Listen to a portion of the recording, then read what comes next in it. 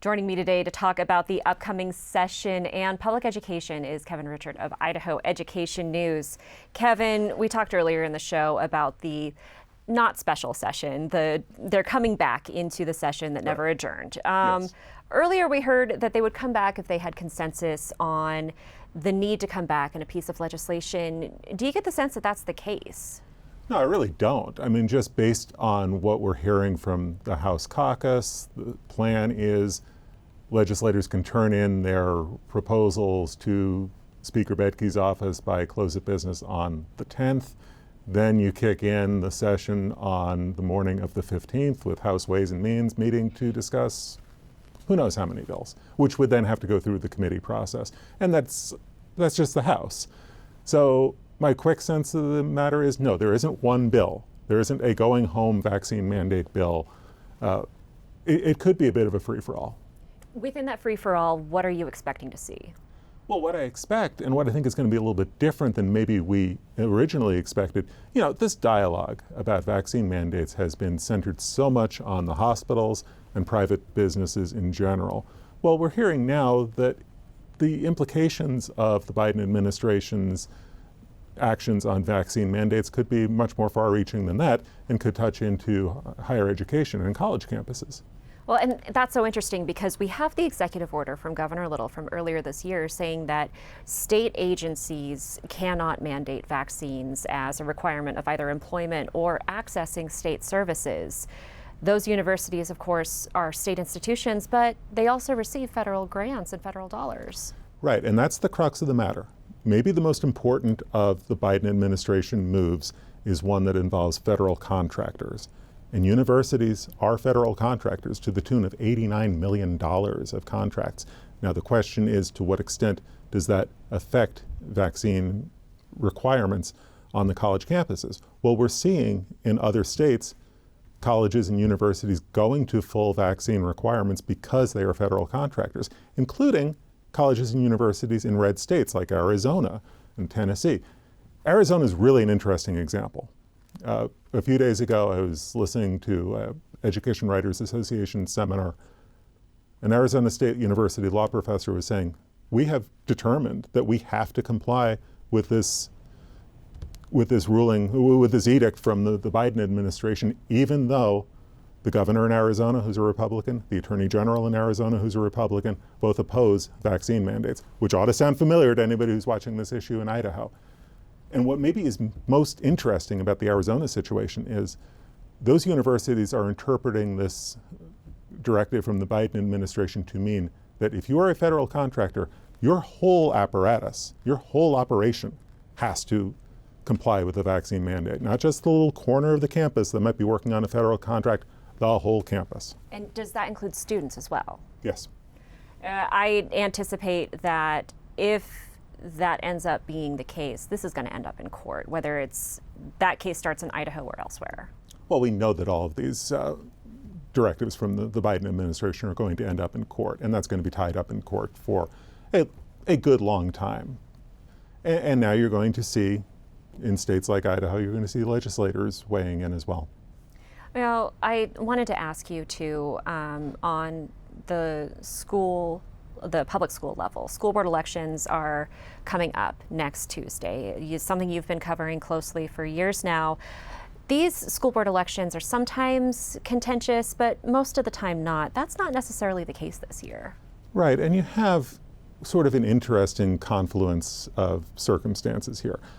First, and most obviously, you have the pandemic, and you have so much concern about the pandemic and so much concern about pandemic protocols in schools, whether you're talking about masking or social distancing. That's one big factor that's making these school board elections a little bit different. Another factor is the timing. These are elections that now will take place in November. It wasn't too long ago that these elections took place in May, extremely low turnout, extremely low interest. So what does that mean?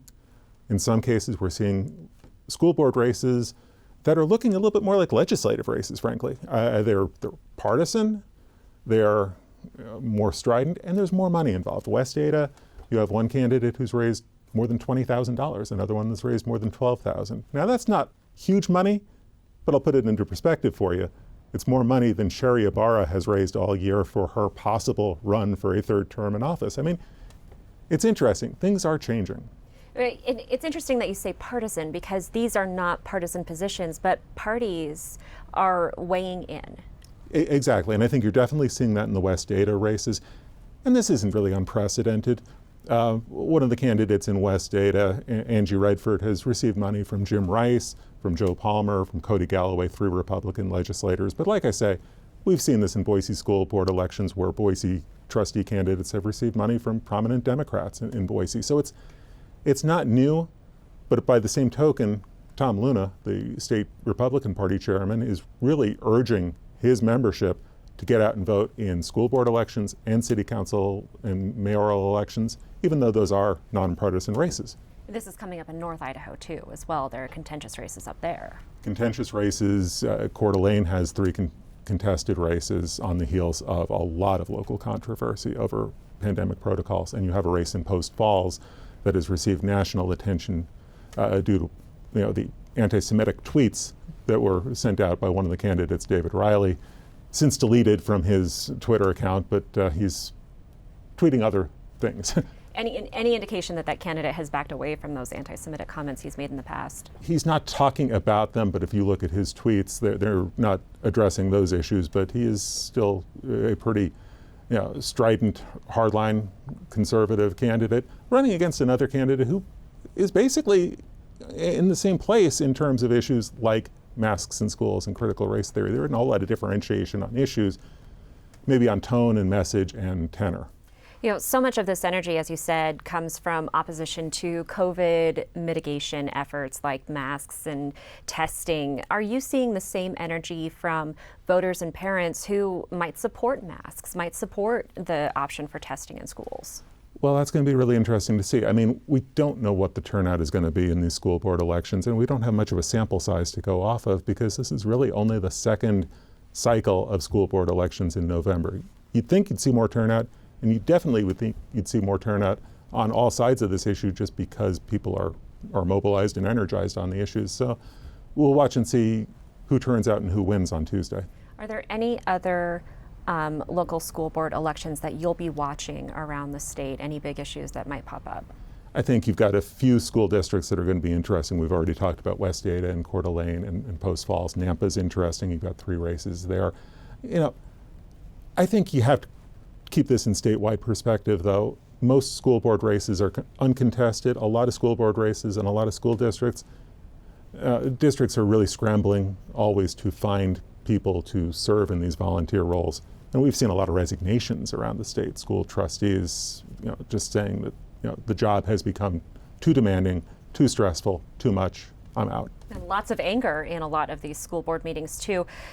Kevin, this comes, of course, as we are coming down, thank goodness, from the peak, the worst of the surge of the pandemic. In about 30 seconds, can you give me the latest on the cases among children that you've been tracking, school-age children? What we're seeing from the case numbers, and they're not conclusive, they're not complete, there's a backlog in the paperwork, they do seem to be dropping. Now, they're still pretty high.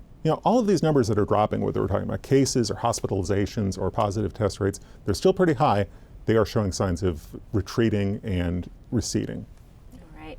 Kevin Richert, Idaho Education News, thank you so much for your time, and I'm sure that we'll have you back on to talk about the not special session that is coming up. Unexpected, expected special session. Exactly. You can read Kevin's work at idahoednews.org. Thank you for watching. You can catch us online, follow Idaho Reports on Twitter and Facebook, and we'll see you next week.